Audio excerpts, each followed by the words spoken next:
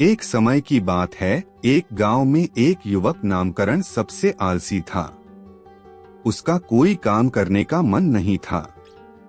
वह सिर्फ अपने आलस्य में जी रहा था। उसके माता पिता उसे बार बार समझाते थे, परंतु नामकरण किसी के शब्दों में ध्यान नहीं देता था।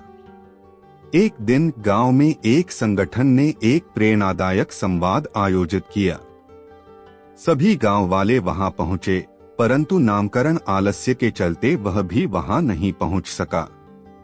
उसके दिल में भी कुछ अच्छे बदलाव की तोती थी, पर वह अपने आलस्य के बंधन में जकड़ा था। संवाद में वक्ता ने बताया कि कठिनाइयों से निपटकर ही सफलता मिलती है और समय का मूल्य समझना अत्यंत महत्वपूर्ण होता है। उसने कुछ कहानियां साझा की जो असफलता से लड़कर अपने लक्ष्य की ओर बढ़ते लोगों की थी। नामकरण के मन में ये बातें घूम रही थीं, पर वह अब भी अपने आलस्य के कारण संवाद में नहीं पहुंच पा रहा था। तभी गांव में एक बच्चा आया और उसने नामकरण से पूछा, भैया, आप भी संवाद में क्यों नहीं जा रहे हो? नामकरण को बच्चे के शब्दों में अपनी बदली आलस्य की पहचान हो गई। उसने तुरंत निर्णय किया कि वह संवाद में जाएगा।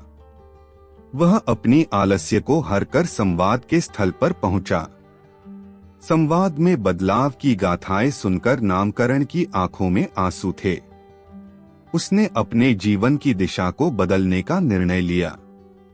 उसकी मेहनत, संघर्ष और प्रेरणा ने उसे एक महान उदाहरण बनाया। इस कहानी से हमें यह सीख मिलती है कि आलस्य और सुविधाओं के बीच असली सफलता मिलती है। कठिनाइयों का सामना करना, समय की कदर करना और प्रेरणा से अपने लक्ष्यों की दिशा में बढ़ना अत्यंत महत्वपूर्ण होता है।